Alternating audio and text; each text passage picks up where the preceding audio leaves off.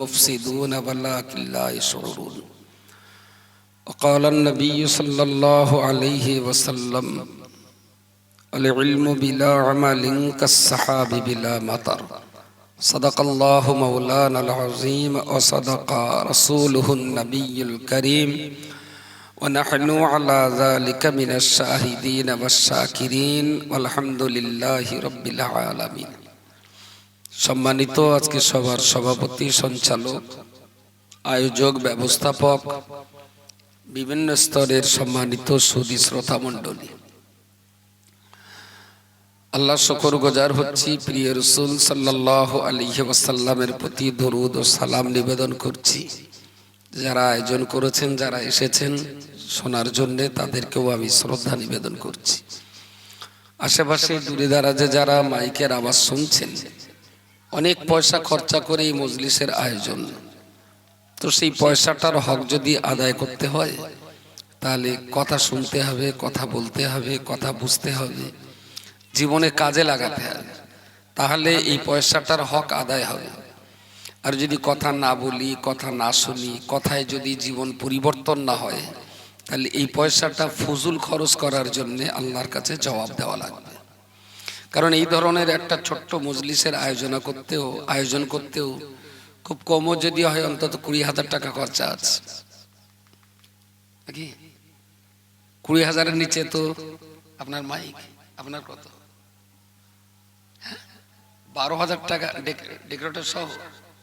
Decorator যদি 12,000 যায়, তাহলে সেই সঙ্গে এবার আমাদের আবার শ্রোতাদের একটু ডান হাতের কাজ আছে, বক্তাদের পকেটের ব্যাপারটা বাড়া আছে, সব মিলিয়ে 20,000-এ পার পাবে না। 45, মাশাআল্লাহ, বলে 45,000 টাকা খরচ। আচ্ছা হলো, এই 45,000 টাকা খরচ করে যদি 45টা মানুষ যদি কিছু না নেয়, তাহলে আমি এর পিছনে খরচা করবো কেন? আমার মাথায় যায় না যে ধর্মসভা দিয়ে আর ধর্মসভা করে কতটা যে সমাজ পাল্টাচ্ছে, এ কথা মানুষকে বুঝিয়ে পারা যাচ্ছে না। দীর্ঘদিন ধরে চলে আসছে। অজনসিহত একদিন প্রয়োজন ছিল, যেদিন মানুষ কিছুই জানতো না, মানুষ একটা টাইমে জানতো না যে নামাজ 5 বার পড়তে হয়, সেই দিন ওয়াজ করা ফরজ ছিল। মানুষ একদিন জানতেন না যে রোজার সময় রোজা করতে হয়, সেই দিন এই অজনসিয়াতের মজলিস করাটা ফরজ ছিল। একদিন মানুষ জানতো না যে পিতামাতার সেবা না করলে জাহান্নামে যেতে হবে, সেই দিন ওয়াজ করাটা ফরজ ছিল। আজকে ওয়াজ করাটা ফরজ নেই, মুস্তাহাব এসে দাঁড়িয়েছে। কারণ ইসলামের যে গুরুত্বপূর্ণ মসলা মাসাইল, গুরুত্বপূর্ণ বিষয় যেগুলো জানাটা ফরজ, কম বেশি আমরা জেনে গেছি। এবার সেই জানাটাকে কাজে লাগানো এবং মেনে চলার পদ্ধতি আমাদের অবলম্বন করা, সেইটা কিন্তু ধর্মসভা দিয়ে হয় না। বাঙালির সবচেয়ে বড় বিপদ হলো বাঙালিদের ইসলাম বোঝানো যায় না, আর এরা ইসলাম বুঝতেও চায় না। একটু লারে লাপ্পা হবে, একটু বেশ মাজা কোমর দলবে, একটু দারুণ সুন্দর সুস্বার হবে, দারুণ সুন্দর একটা মন মাতানো কিছু হবে, বাঙালি এইটাই বিরাট শান্তি।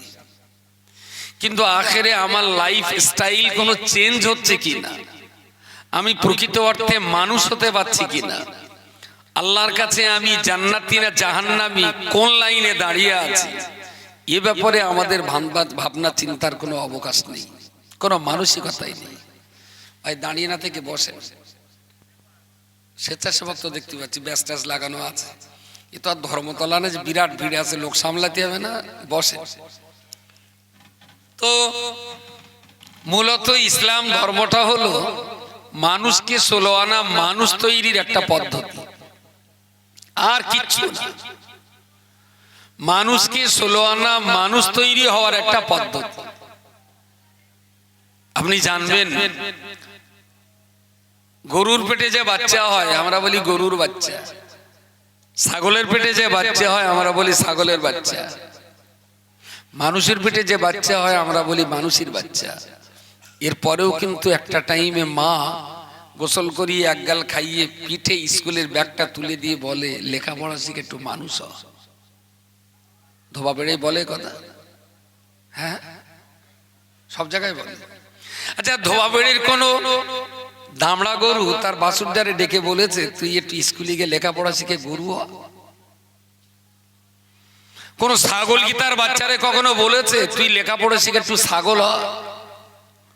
বাঁদরও তার বাচ্চারে বলিনি যে ডাল থেকে ওডালে লাভ মেরে তুই একটু ভালো বাঁদর হ। কিন্তু মানুষের বাচ্চা মানুষ কিন্তু বলে তার বাচ্চাকে ডেকে তুই লেখাপড়া শিখে একটু মানুষ হ।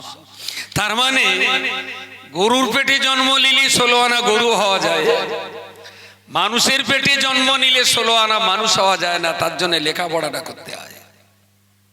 ছাগলের পেটে জন্ম নিয়ে জীবনে একদিনও স্কুলে না যেয়ে 16 আনা ছাগল হওয়া যায়, কিন্তু মানুষের পেটে জন্ম না নিয়ে স্কুল পাঠশালায় বক্তব্য না পড়ে কখনো মানুষ হওয়া যায় না। এই সরল সোজা সাপটা কথাটা বাঙালির মাথায় ঢুকতে চায় না, আর বাঙালি নিতেও চায় না, কখনো নিতে চায় না। যদি ধর্মসভার নাম দিতে হয়, ইস্তেহারটা দারুণ সুন্দর লিখেছেন, অনেকগুলো কথা লেখা আছে, তার ভেতরে একদম সকল মৃত কবরবাসীদের মাগফিরাত কামনায়, তাই লেখা আছে না? কত দূরতে পড়া যাচ্ছে? সকল মৃত কবরবাসীদের রুহের মাগফিরাত কামনায়। Very good. মাগফিরাত মানে কেউ একজন যদি একটু বলেন আমি বিরাট আনন্দ পাবো, ভুলভাল হোক। মাগফিরাত মানে দোয়া। আর কেউ কিছু বলবেন? হ্যাঁ, মাগফিরাত শব্দের অর্থটা কি? এক চান্সে বললি না বলা যায়, এই একটু আপনাদের ঠেলে ঠুলে বললি কথা অনেকদিন মনে থাকবে আপনাদের। যে শ্রোতা একটু কথাবতি করুক, যখন পারবে না তখন বলবো, আর সুটান বলে দিলে না বেশিক্ষণ মনে থাকবে না। মাগফিরাত শব্দের অর্থ হলো ক্ষমা। আমাদের প্রিয়জন, আত্মীয় স্বজন, ছেলে মেয়ে, বাপ মা, প্রতিবেশী, মহব্বতের মানুষ যারা কবরে গেছেন, আমরা তাদের জন্য আল্লাহর কাছে কামনা করব, আল্লাহ তুমি তাদের ক্ষমা করে দাও। এই ক্ষমা চাওয়ার উদ্দেশ্য নিয়েই আজকের এই জলসা। বাকি অনেক কথা আছে ইস্তেহারে, তবে সবার উপরে আছে এইটা, তো মাথাটা নিয়েই হোক, হাত পানে পরে হবে। মাগফিরাত কামনা করার অর্থ হলো কারোর জন্য ক্ষমা চাওয়া। এ ব্যাপারে আল্লাহ কি বলেছেন কোরআন শরীফে? রব্বানা গফির লানা ওয়া লিইখওয়ানিনা আল্লাযীনা সাবাকুনা বিল ঈমান। অসাধারণ গুরুত্বপূর্ণ মূল্যবান কথা। আল্লাহ আমাদেরকে শেখালেন, আমাদেরকে বোঝালেন, তিনি আমাদেরকে নির্দেশ দিলেন, হে পৃথিবীর মনুষ্য জাতি, তোমরা তোমাদের প্রিয় মরা মানুষদের জন্য ক্ষমা চাও। সুবহানাল্লাহ বলেন, সবাই মিলে বলেন সুবহানাল্লাহ। মনে হচ্ছে একটু ঘেঁড়া কল্পনা হচ্ছে। সুবহানাল্লাহ না, সুবহানাল্লাহ। সব বে বলে ঠোঁট দুটো আলাদা হবে, তারপর হা। সুবহানাল্লাহ। যদি সুবহানাল্লাহ বলে দেন তাহলে সওয়াবের চাইতে গুনাহ বেশি হবে। সুবহানাল্লাহ। আল্লাহর পবিত্রতা বর্ণনা করছি কেন? যে আল্লাহ নিজেই আমাদেরকে বলেছেন, বান্দা তোমার পিতামাতা, আত্মীয় স্বজন, ছেলে মেয়ে যারা কবরে গেছে, তুমি তাদের জন্য আমার কাছে ক্ষমা চাও। ওই যে কথাটা লেখা আছে, এটা কিন্তু আল্লাহর নির্দেশ। আল্লাহ যেমন খিদে লাগলে আমার খেতে বলেছেন, নামাজের টাইম হলে নামাজ পড়তে বলেছেন, আল্লাহ বলেছেন পিতামাতার সেবা করো, আল্লাহ বলেছেন সন্তানদেরকে লেখাপড়া শেখাও, আল্লাহ বলেছেন কোরআন তেলাওয়াত করো, শেখো, শোনো। এগুলো যেমন বলেছেন, আল্লাহর এই নির্দেশের ভিতরে একটা নির্দেশ এটাও নির্দেশ যে বান্দা তুমি তোমার পিতামাতার জন্য আমার কাছে ক্ষমা চাও। সন্তান, চাচা চাচি, খালু, আত্মীয়, প্রতিবেশী, প্রিয়জন, ইমানদার ভাই বোন যারা কবরে গেছেন, তুমি তাদের জন্য আমার কাছে ক্ষমা চাও। সেই ক্ষমা চাইতে গেলে যে ভাষাটা, সেই ভাষাটাই হলো এই রব্বানা গফির লানা ওয়া লিইখওয়ানিনাল্লাযীনা সাবাকুনা বিল ঈমান। হে আমাদের রব, হে আমাদের মালিক আল্লাহ, আমাদের থেকে যারা বিদায় নিয়েছেন আপনি তাদেরকে ক্ষমা করে দিন। বলুন সুবহানাল্লাহ। ক্ষমা চাওয়াটা আল্লাহর নির্দেশ, আমরা তা চাই। আর আল্লাহর কাছে বাপ মার জন্য ক্ষমা চাইতে গেলে এত লাইট লাগে না, এত ওই ঝিকঝিকে চিকচিকে জরি কাগজ ঝোলানো লাগে না, এত স্টেজ, এত প্যান্ডেল, মাইক, খিচুড়ি করার কোনো দরকার নেই। আমার যখন মনে হবে হাত তুলে একটু আল্লাহরে বললাম, আল্লাহ আমার আব্বাকে তুমি ক্ষমা করে দিও, আল্লাহ আমার আম্মু কবরে গেছেন তুমি তাকে ক্ষমা করে দিও। কি মন হলো, বেলা 10টার সময় হঠাৎ মার কথা মনে পড়লো, ঠিক আছে গোসল পরে হবে, দেহ তো না পাক নেই, একটু আব্বার কবরটা দেখে আস। মার কবরের ধারে দাঁড়িয়ে 2 মিনিট কবরের দিকে তাকালাম, দুহাত তুলে একটু বললাম, আল্লাহ এই মাটিতে আমার জননী মা শুয়ে রয়েছেন, আল্লাহ তুমি তাকে ক্ষমা করে দিও।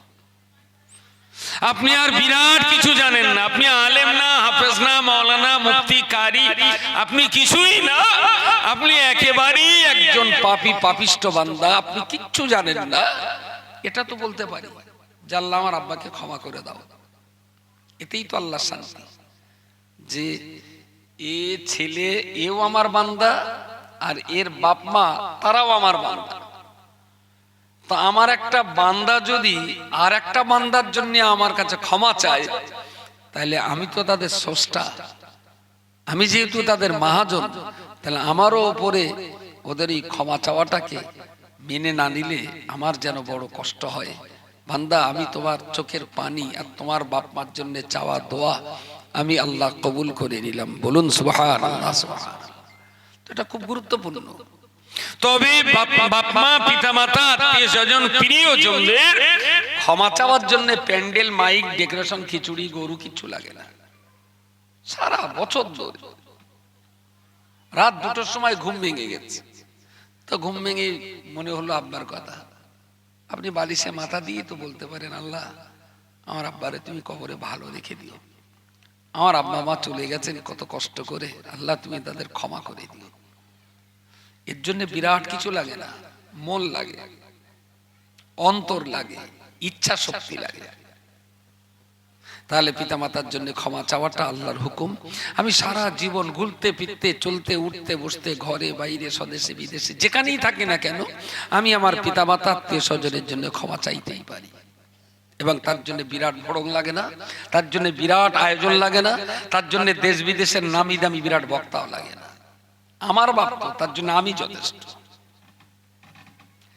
আমি জানি বা না জানি, আমি আলেম হই জালেম হই, আমি ভালো হই আর খারাপ হই, আমি নেকির কাজ করি আর পাপের কাজ করি, আমি জান্নাতি হই আর জাহান্নামী হই, যাই হই না কেন, আমার বাপের জন্য, আমার মার জন্য আমি যতটা আল্লাহর কাছে দাবি করতে পারি, পৃথিবীর আর কেউ ততটা পারে না। কারণ সেটা আমার বাপ মা, সেটা মৌলানা সাহেবের বাপ মা না, সেটা বক্তা, ইমাম আর হুজুরির বাপ মা না, ওটা আমার বাপ মা, ওটা আমার ডিউটি, ওটা আমার করণীয়। কিন্তু দুর্ভাগ্য আমাদের, অজ্ঞতা আমাদেরকে এত চাপা চেপে বসেছে যে আমার মনে হয় যে আমি তো ঠিক মতন নামাজ পড়ি নে, মাঝে মাঝে একটু বিড়ি খাই, তাতে আবার গালে খৈনি থাকে, ও আমার দোয়া কি আল্লাহ নেবে?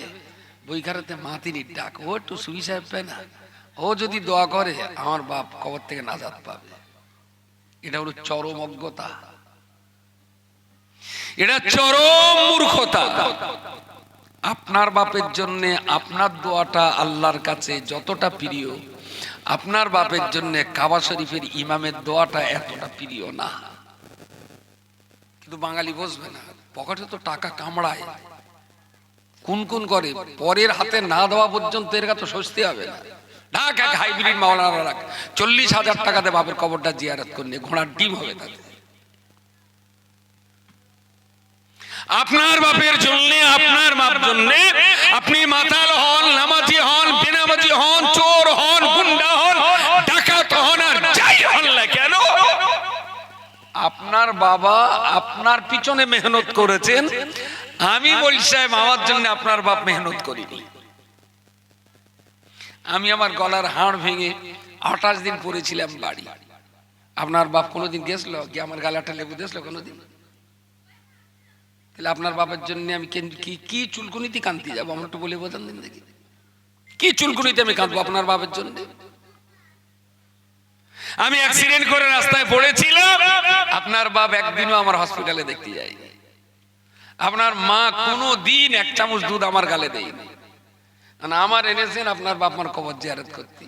আমি কবরের ধারে গিয়ে হাত তুলবো, রব্বানা আতিনা ফিদ দুনিয়া, মনে মনে হবে একটু যদি কান্নাকাটি না করি ঘোড়াটি পয়সা হয়তো কম দেবেনি, যা কর বাপের জন্য এনেছে। করে একটু খুঁতখুত করলুম, আর দোয়া করতে করতে বলে দিলাম, আল্লাহ তুমি বক্কারের মাত্র জান্নাত দেছো, আরো বড় জান্নাত দাও। বক্কার বুঝে নিলে তাহলে আমার মাঝে জান্নাত থেকে যেটা তাহলে মাতিনি কাছে খবর আছে, মাল মাল ঝেড়ে মেরে দে 12,000। বুঝতে পারেননি? বক্কারের মা জান্নাতে গেছে, ও খবরটা মাতিনির কাছে আছে। মাতিন কমনে যাবে, এই খবরটা মাতিনির কাছে নেই। এই ধোঁকা, এই অজ্ঞতা, এই অসভ্যতা মুসলিম সমাজটাকে সর্বনাশ করে দিয়েছে। পৃথিবীর যত বড়ই আলেম, হাফেজ, কারি, মাওলানা, পীর আর কাবার ইমাম ডেকে বাপের কবর জিয়ারত করুন না কেন, তার চাইতে শ্রেষ্ঠতম ব্যক্তিত্ব হলেন আপনি। আপনার বাপের কবরের ধারে আপনি দাঁড়ান। আমি বলছি না যে আপনার বিরাট হুজুর হতে হবে, আমি বলছি আপনি পাপী বদমাইশ, তারপরেও আপনার দোয়াটাই আল্লাহর কাছে বেশি গ্রহণযোগ্য। আমি যে দোয়াটা করব না, আমার ওই দোয়া খাঁটি না, আমি ক্লিয়ার কাট কথা বলছি।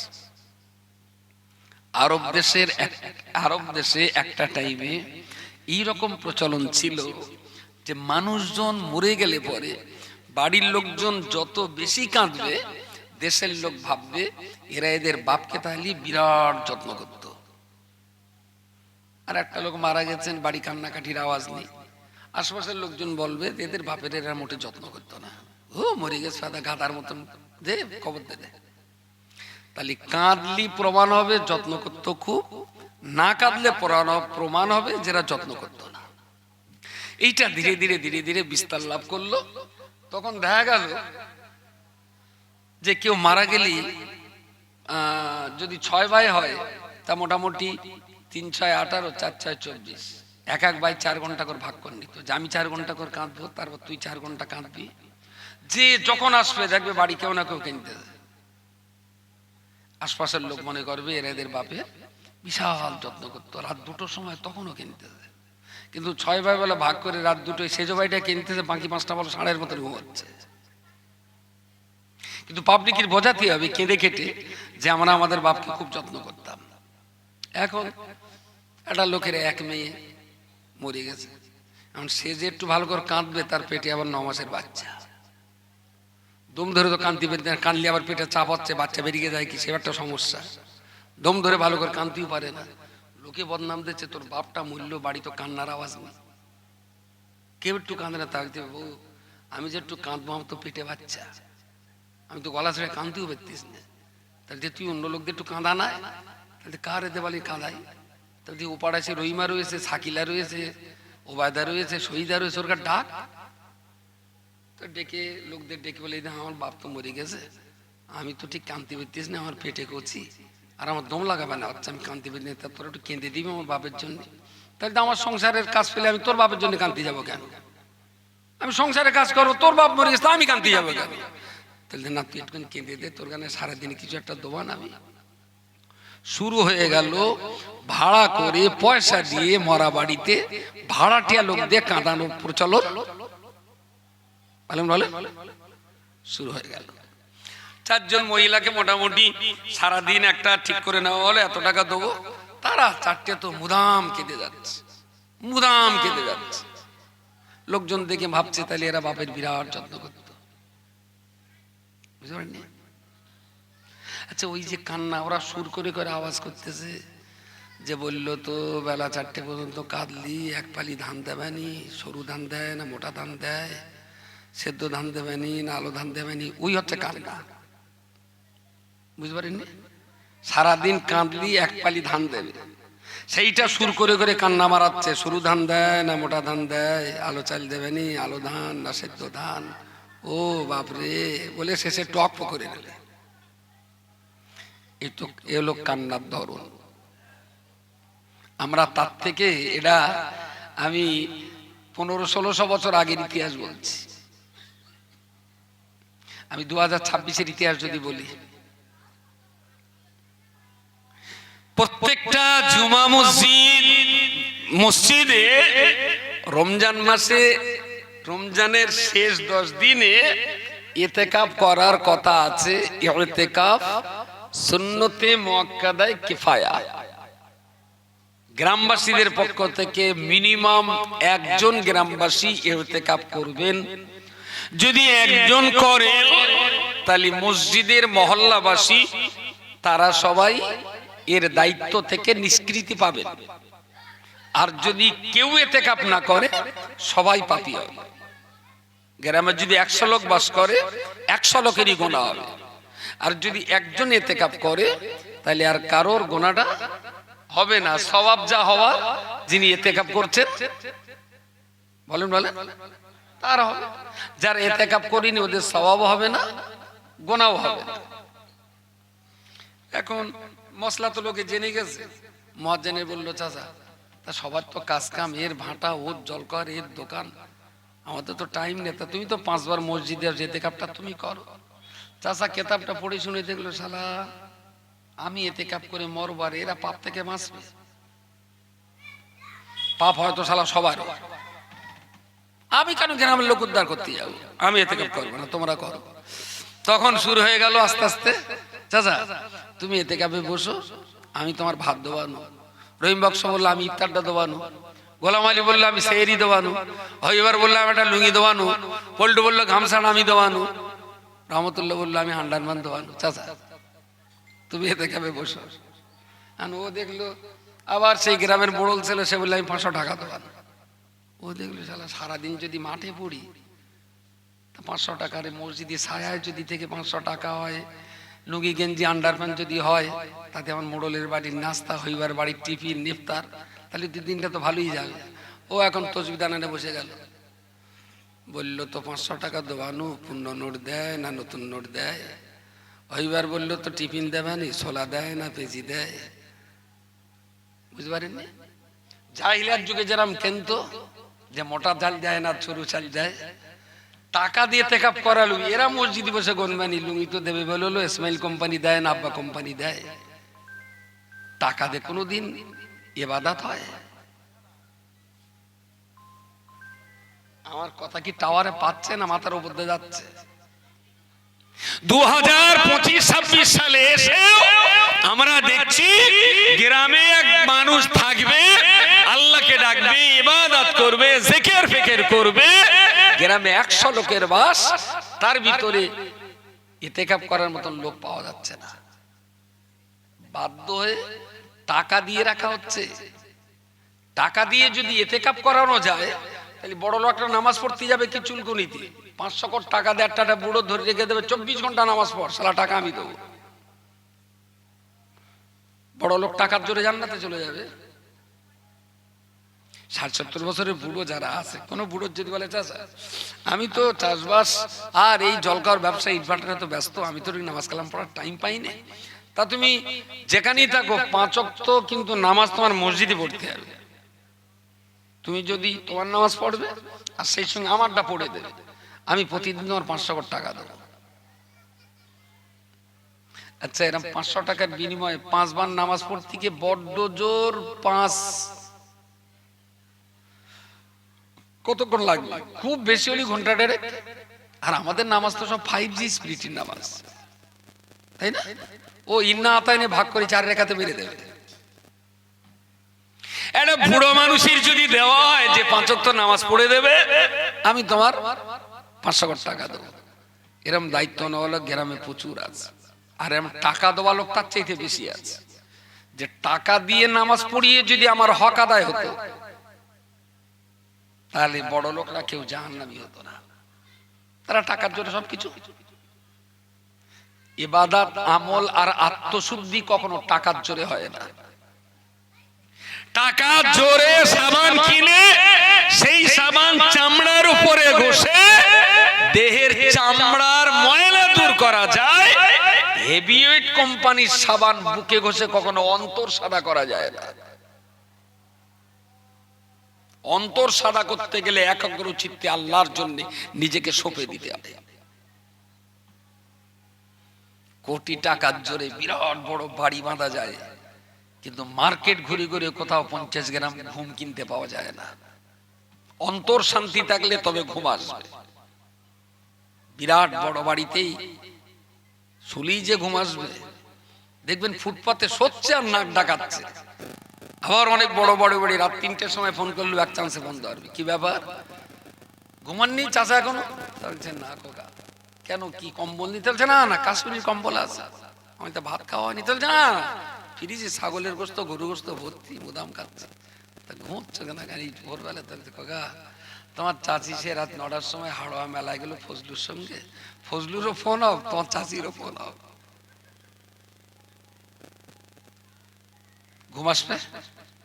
ঘুম সারাদিন ভ্যান ঠেলে এসে সজনে শাক আর ডাল দিয়ে ভাত খেয়ে ফুটপাতে শোবে ভ্যানালা, শালা শুয়েস তো বলেছে।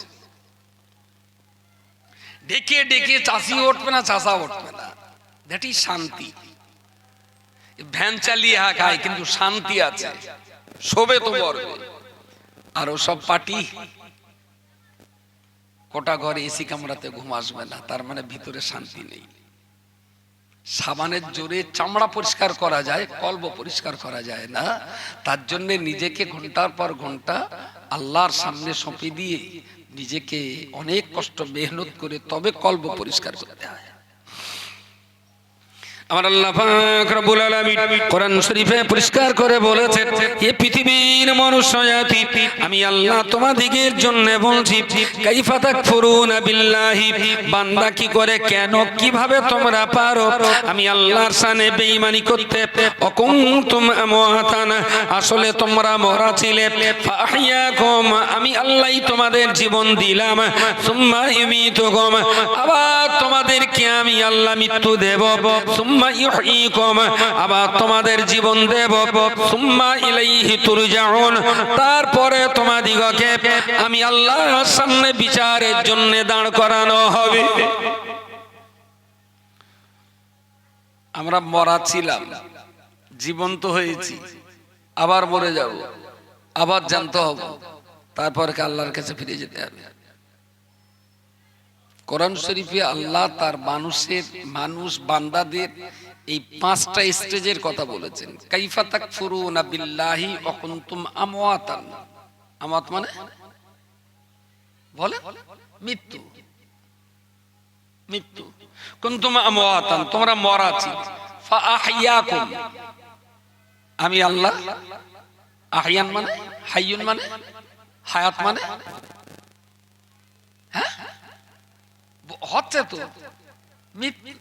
হায়াত, হায়াত জিন্দা।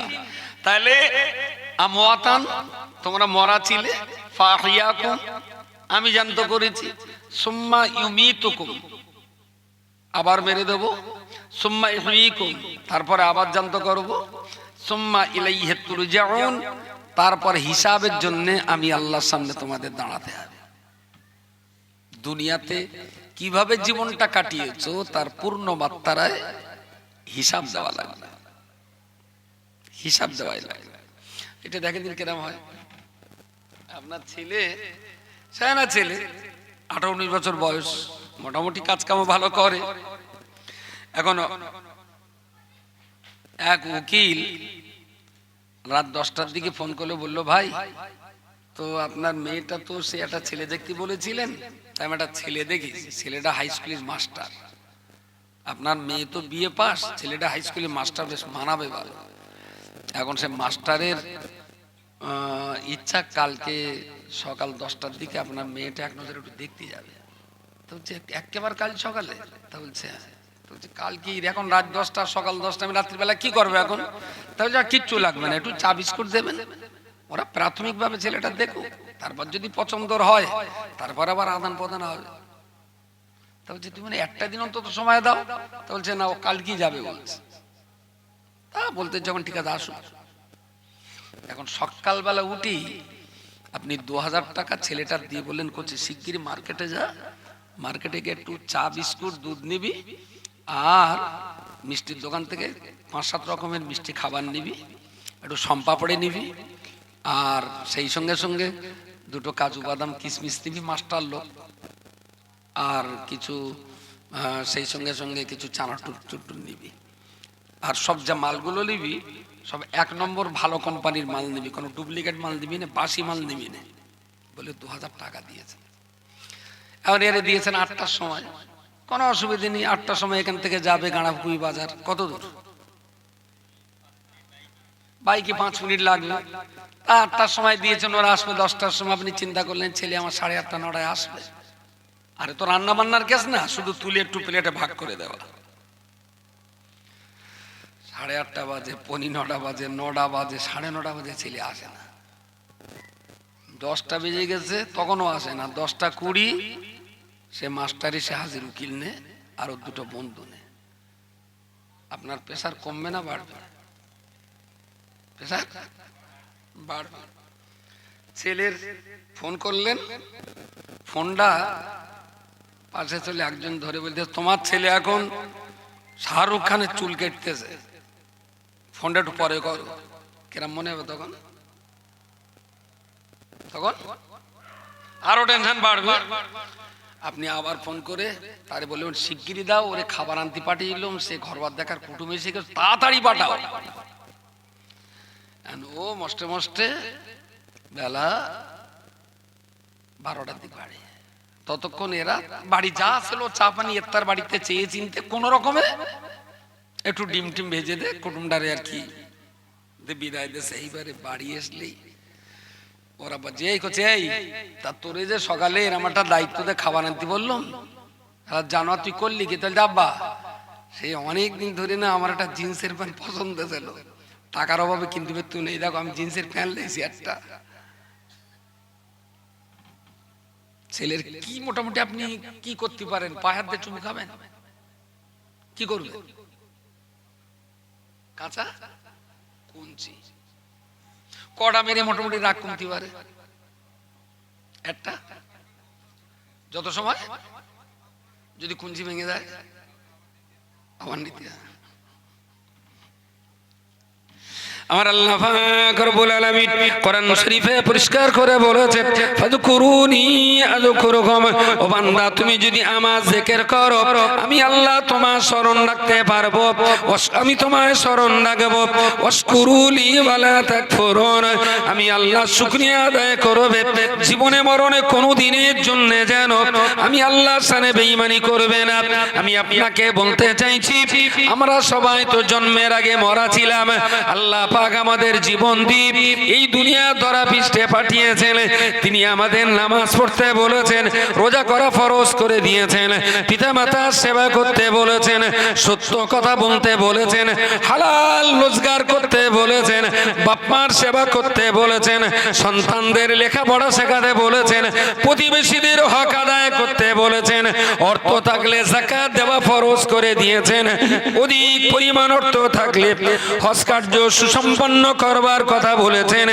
এই সমস্ত আদেশ নিষেধ যারা মেনে চলবেন আল্লাহ পাকের জান্নাত তাদের জন্য অপেক্ষা করছে। কিন্তু দুনিয়ার জীবনে আল্লাহ যাদের পাঠিয়েছেন নামাজ বাজার করার জন্য, হজ যাকাত জিকির ফিকির তালিম তরবিয়ত করার জন্য, ওরা দুনিয়ার জমিনে জন্ম নিয়ে নামাজ তো পড়লো না, উপরন্তু প্রতিদিন সকাল সন্ধ্যা দুবার গাঁজা খায়, রোজা তো রাখলো না, প্রচুর পরিমাণ তাস খেলে, হজ করা তো দূরের কথা, জুয়া খেলার কোষ তৈরি হলো, অন্য কোরআন তেলাওয়াত করা দূরের কথা, প্রচুর পরিমাণ গান সিনেমা থিয়েটার নিয়ে ব্যস্ত থাকে। আপনি আপনার বাচ্চাকে যা যা কিনতে বাজারে পাঠিয়েছিলেন সে যদি তার উল্টোটা করে বাড়ি আসে, তাহলে বাপের কাছে বেটা যদি কাঁচা কুঞ্চি জোটে, আল্লাহ যে উদ্দেশ্যে আপনার দুনিয়াতে পাঠিয়েছেন আল্লাহর উদ্দেশ্য সফল না করে যদি উল্টোটা করেন, তাহলে নিশ্চিত আপনার কাছে ছেলের যে অবস্থা আল্লাহর কাছে আপনারও সেই একই দশাই ঘটবে। এই কথাটা বুঝতে গেলে কি জামিয়া আল আজহার বিশ্ববিদ্যালয়ে ভর্তি হয়? এই কথাটা বোঝার জন্য কি এমএ পাস করতে হয়? এ তো বাবার কালে কোনোদিন স্কুলে না যেও এ কথা বোঝা যায়। তাহলে কেন মুসলিম সমাজের এখনো 85% কোরআন জানে না? কেন মুসলিম কমিউনিটির ভিতরে এখনো 70% 5 ওয়াক্ত নামাজ পড়ে না? দোপাবেড়িয়া গ্রাম কম বেশি প্রায় 300 পরিবারের বাস। আমার গ্রামে 79টা গাঁজাখোর আছে। আমি চেষ্টায় আছি ধীরে ধীরে ধীরে তাদের কিভাবে পথে টানা যায়। ধোপাবেড়িয়া কি আছে? গাঁজা আছে, গাঁজাখোর কি আছে? কত পিস হতে পারে? 300 পরিবারে কম বেশি। হ্যাঁ,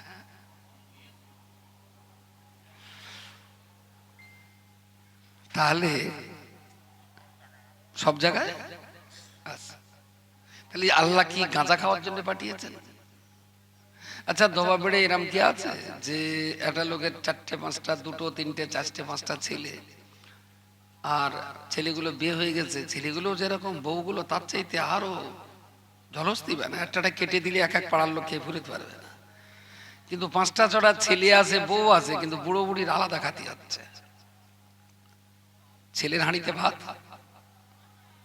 ছেলে মেয়ে, ছেলে বউ খুব দারুণ আছে, কিন্তু সৌসাউরির ভাত ছেলে বউর হাঁড়িতে হচ্ছে না। এরম আছে? আছে। আচ্ছা, এই যে ছেলেগুলো তার বাপের খাওয়া দিচ্ছে না, নিজের বেশ ভালোই খাচ্ছে, বাপের খাওয়া দিতে গেলে টান পড়ে যাচ্ছে। আচ্ছা, এরা কি মানুষ বলে মনে হয়? হ্যাঁ। আর যে বাপটার ভাত হাঁড়িতে জুটছে না, সে কি মানুষ জন্ম দিয়েছে না অন্য কোনো প্রাণী জন্ম দিয়েছে? দোষটা সব কি ছেলে? সব। ছোট্ট বয়সে বাপের ডিউটি ছিল সন্তানটাকে বাপ মা চিনিয়ে দেওয়া, যে বাপ মার গুরুত্ব কতটা। এটা প্রথম চিনিয়ে দেওয়া দরকার ছিল। সেটা সম্ভবত ওই বাপগুলো তাদের সন্তানকে চেনাতে পারেনি পিতামাতার গুরুত্ব কতটা। যদি চেনাতে পারতেন তাহলে অন্তত পিতামাতাকে কখনো তারা কষ্ট দিত না, কখনোই কষ্ট দিত না। আমি আবার বলছি, পরের বক্তা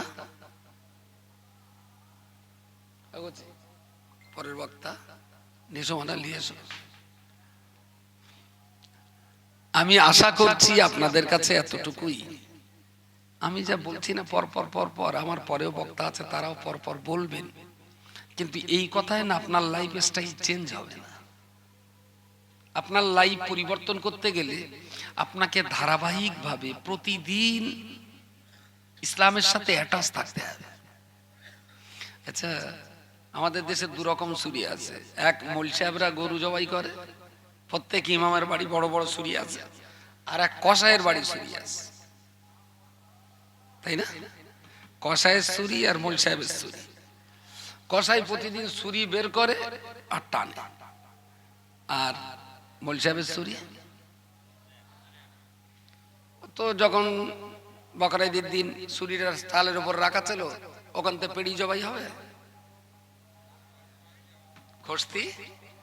তার মানে যেদিন ঈদ যদি মঙ্গলবারে হয়, তাহলে শনিবারের থেকেও শান্তি দিতে হবে। এপিট ওপিট করে একবার শিল, একবার বালি ধরা, তারপর সারা বছর তো জাং ধরে গেল, তাই না? আমি বলছি মৌল সাহেবের ছুরি হলে হবে না। মুসলমান যদি হতে হয় তাহলে কসাইয়ের ছুরি হতে হবে। তো যেটা বলছিল, সবাই মিলে একটু চেষ্টা করা।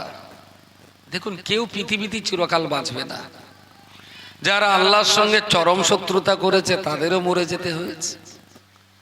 পৃথিবীর সর্বশ্রেষ্ঠ মহামানব প্রিয় নবী মুহাম্মদুর রাসূলুল্লাহ সাল্লাল্লাহু আলাইহি ওয়াসাল্লাম, তাকেও কিন্তু ইন্তেকাল করে কবরে যেতে হয়েছে। তো আল্লাহ প্রেমিক যারা তাদেরও মরতে হয়েছে, আল্লাহর শত্রু যারা তাদেরকেও মরতে হয়েছে। মরে আমাদেরকেও যেতে হবে। অযথা মরণকে ভয় পেয়ে লাভ নেই। মরে যখন যেতেই হবে, এর হাত থেকে বাঁচার তো কোনো উপায় যখন নেই, অযথা ভয় করে লাভ নেই। চেষ্টা করা মরণটা যেন ভালোভাবে হয়। এই কালকেই একজন ফোন করে বলছেন যে আমার খালাম্মা মারা গেছে, তা আপনি একটু আসবেন। তার দুপুরে আমার কাজ ছিল, জুমার পড়ার কথা ছিল বরিশাল নারায়ণপুর রজব আলী সাহেবদের গ্রামে। তাই বললো ভাই আমার তো একটু কাজ রয়েছে, অমুক যাই জুমা পড়বো, তাহলে একটু দোয়া করবেন। কি করে মরেছে? বলে যে আম্মা কথা বলছিলেন, শরীর ভালো ছিল না, কথা বলতে বলতে বলছে খোকা তো সব ভালো থাকিস। আমি বলার বাঁচবো না বলে নিজে নিজেই 4-5টা কলমা কালাম পড়লেন, আর কলমা কালামের মানে পড়লেন, মানে মতলব গুলো পড়ে শুয়েছিলেন, ডান দিক মাথাটা কাত হয়ে গেল, মরে গেলেন। কত সুন্দর মরণ বলুন। মরে তো যেতেই হবে, কিন্তু এই ভালো মরণগুলো শুনলে না মনটা খুব আনন্দ পায় যে সত্যি মানুষটা খুব ভালোভাবেই গেছেন দুনিয়া ছেড়ে, ইমানের সঙ্গে পাক পবিত্র অবস্থায় কলমা পড়তে পড়তেই তার মরণ হয়েছে। তো আমাদের মরণটা যাতে এরকম ভালোভাবে হয়, ইমানের সাথে হয়, পবিত্র হালাতে হয়, তার জন্য আমাদেরকে এখন থেকে ভালো মানুষ হওয়ার জন্য চেষ্টা করতে হবে। প্রত্যেকটা অভিভাবক যারা আছেন সন্তানদের বোঝান, আপনার সন্তানদের আপনি বোঝান, আমার সন্তানদের আমি বুঝি, দেখবেন আস্তে আস্তে আস্তে আস্তে একটা ভালো জায়গায় পৌঁছাতে পারবো।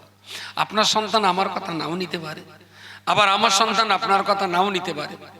তো আপনি আপনার পরিবারটা সামলান, আমি আমার পরিবারটা সামলাই, তাদেরকে নামাজ পড়ার কথা বলি, তোরা খারাপ পথে যাস না, তোরা একটু নামাজ কালাম পড়, সত্য কথা বল, ভালো রোজগার করো, মানুষকে সম্মান দাও, ছোটকে স্নেহ করো। এই কথাগুলো না প্রতিনিয়ত প্রতিদিন ছেলে মেয়ে নাতি নাতনি তাদেরকে উপদেশ দিন, দেখবেন 10 দিন বলতে বলতে একদিন তাদের মনটা নরম হবে। আর পাশাপাশি সমস্ত বাচ্চাদেরকে মক্তবে পাঠান। মক্তব কিন্তু মুসলমানদের কাছে বিশ্ববিদ্যালয়। আমি সেদিন কথাটা বলতে বলতে বলছিলাম যে আমরা ইসলাম শেখার জন্য আমাদের বাচ্চাদের মক্তব পাঠাই, যদিও আমাদের সব গ্রামে এখনো মক্তব আমরা করে উঠতে পারিনি। পশ্চিমবঙ্গে ধরুন 39,000 মসজিদ আছে, 33-34,000 মতন গ্রাম আছে, তার ভেতরে 25,000 গ্রামে আলহামদুলিল্লাহ মক্তব আছে। আচ্ছা, হিন্দুদের ধর্ম বোঝানোর জন্য কোন গ্রামে গ্রামে ছোট ছোট কোন টোল স্কুল আছে? তোরা ধর্ম শিখে কোথায় ওরা? আমি বলি যে অনেকগুলো হিন্দুর, আরে আমাদের বাচ্চাদের মুসলমান করানোর জন্য আমরা আমাদের মক্তবে কোরআন পড়াই। আপনারা কেন বলুন তো আপনাদের বাচ্চাদের গীতা পড়ান না? গীতা পড়াবেন, তারপর আপনাদের ধর্ম আর যা আছে, রামায়ণ আর যা যা আছে পড়াতে হবে তো বাচ্চাকে। ওদের ধর্ম নিয়ে কোনো পড়াশোনা করার কোনো মানসিকতাই নেই। মাঝে পড়ে একদিন এলো না ওই কলকাতায় ব্রিগেড প্যারেডে যে 5 লক্ষ গীতা পড়াবে, বিরাট সংবাদ হলো, প্যাটিস বিক্রি করার জন্য মারপিটও হলো, কিন্তু কোনো আমি ভিডিও পেলুম না যে দুজন গীতা পড়ছে। আপনারা দেখেছেন কেউ ফেসবুকে? কোন একটু দেখি, আরে ও তো দেখেছি, কিন্তু গীতা পড়ছে, একটা বই খুলে গীতা পড়ছে, আমাদের ছোট নদী চলে আঁকে বাঁকে, বৈশাখ মাসে তার হাঁটু জল থাকে, এরম একটু বই নিয়ে পড়তেছে কেউ দেখা গেছে? শুধু শুনলাম 5 লক্ষ কণ্ঠে গীতা পাঠ, তাই পড়ালোক একটাও শুনলাম না। আমাদের তো কোরআন তেলাওয়াত হয়, কারি সাহেব একজন পড়ে, হাজার হাজার মানুষ শোনে, তাই না? একসঙ্গে 1000 মানুষ যদি পড়বে শুনবে কেটা? আর এর শব্দ ওর শব্দ টাচ লাগবে, তাই না? তাতে তো কোনোটাই বোঝা যাবে না। গীতা যদি পড়তেই হয় 5 লক্ষ লোক পড়লে হবে না, একটা লোকে পড়বে, 5 লক্ষ লোক শুনবে, তাহলে তো পড়াটা সবাই বুঝবে। আর সবাই যদি একসঙ্গে পড়ে তাহলে তার কিচ্ছু বোঝার আছে? কিচ্ছু। এটা ধর্ম না ধর্মের আবেগ, এটা বোঝার দরকার। আমাদের কেরাত হয়, একজন পড়বে আর সবাই সবাই শুনবে, তবেই তো ভালোভাবে শোনা যায়। একসঙ্গে যদি 3 জন পড়ে কিচ্ছু পাওয়া যাবে না। তো আমি বলি, অনেক হিন্দুদের বলি ভাই আমরা তো আমাদের ছেলেপিলেদের মুসলমান করার জন্য কোরআন শেখাই, আপনাদের হিন্দু করার জন্য সেরকম কোনো, ও সব আমাদের লাগে টাকে না। তাই বললাম দেখুন, মুসলিম হতে গেলে যদি কোরআন পড়া লাগে তাহলে হিন্দু হতে গেলেও কিন্তু গীতা বা অন্যান্য আপনাদের যা আছে আমি তো জানি না, এগুলো যদি না বোঝে, ধর্ম যদি না শেখে, তাহলে ধর্ম পালন করবে কি করে? ধর্ম তো শিখতে হবে, কিন্তু সেরকম কোনো সিস্টেম আমাদের প্রতিবেশীদের কাছে কোনো হিন্দু পাড়াটা তো দেখি না। এখন তাদের ধর্ম পড়া লাগে না বলে যে আপনারও পড়া লাগবে না, এটা কি ঠিক? কখনো না। সব বাচ্চাদের মক্তবে পাঠাবেন। মসজিদে নিশ্চয় মক্তব আছে আপনাদের, আছে না? মক্তবে পাঠাবেন। কতগুলো বাচ্চা পড়ে মক্তবে?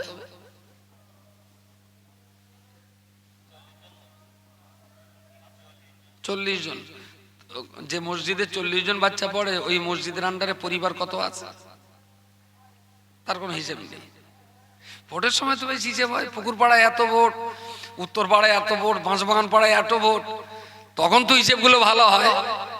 কিন্তু কোন পাড়ায় কতজন কোরআন জানে, কতজন জানে না, কাদের শেখাতে হবে, কেন তারা শেখেনি, তাদের ডাকো, নামাজ পড়াতে হবে, এর কোনো মুভমেন্ট কোন? হ্যাঁ হ্যাঁ, ও মাদ্রাসার কথা বলছি নে। আরে মক্তব আমার ঘরের ছেলে কি হবে? বাইরের ছেলে পড়ে চলে গেল, সে তো তার গ্রামের সম্পদ হলো, আমার কি হলো? ও আমাদের জামিয়া 700 বাচ্চা পড়ে, খাদিজা 1200 মেয়ে পড়ে, ওসব মেয়ে তো পড়ে নিজেরা নিজেদের গ্রামে চলে যাবে, আমার গ্রাম বাঁচাবে কারা? এই গ্রামের বাচ্চা মক্তবে কতজন পড়ে সেটা বলে।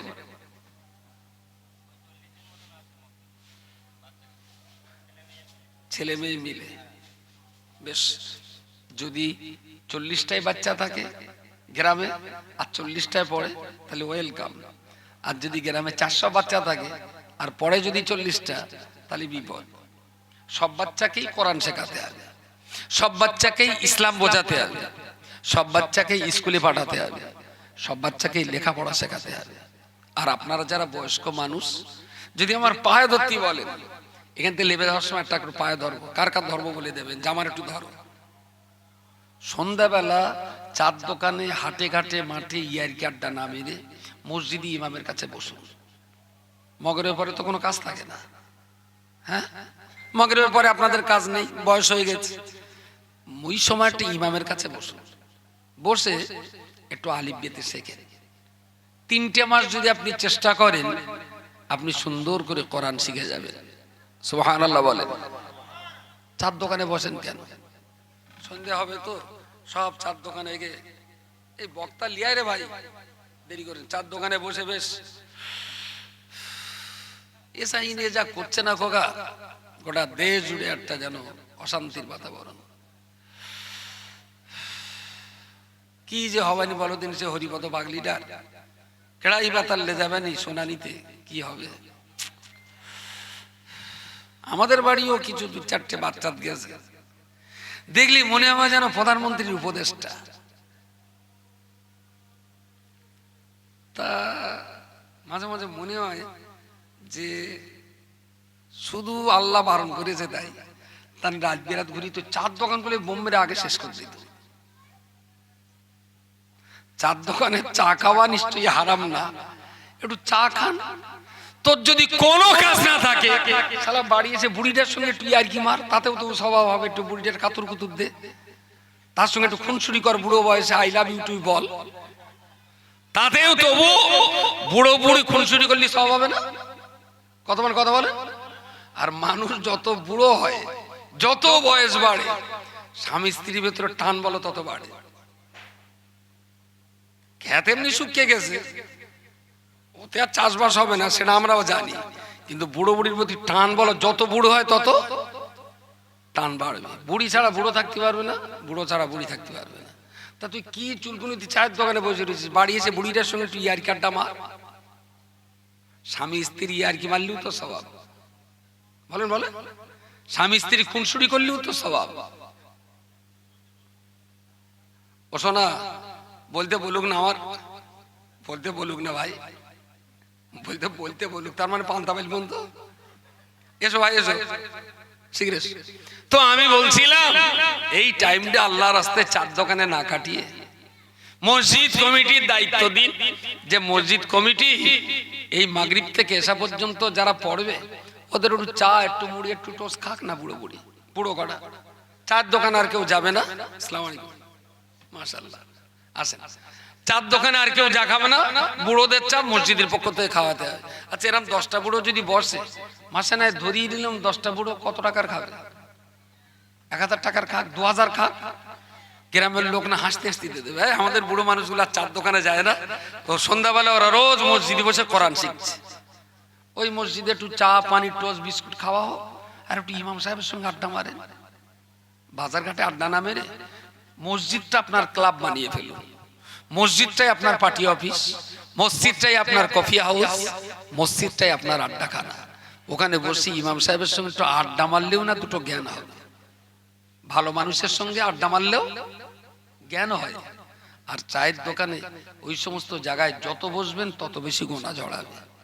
বয়স্ক মানুষের জন্য বলছি, আপনারা আমার বড় ভাইয়ের মতো, কেউ বা আছেন পিতৃতুল্য, মরে আমিও যাব আপনিও যাবেন। অন্তত কোরআনটা শিখে যদি কবরে যাওয়া যায়, দিনের কিছু জ্ঞান নিয়ে যদি কবরে যাওয়া যায়, ইনশাআল্লাহ আল্লাহ আমাদের ইহকালেও বাঁচাবেন, আমরা পরকালেও শান্তির সঙ্গে যেতে পারবো। আমার জন্য দোয়া করবেন, ভালো থাকবেন। আর জামিয়া রহমানের রিসালে সাওয়াব পয়লা 2রা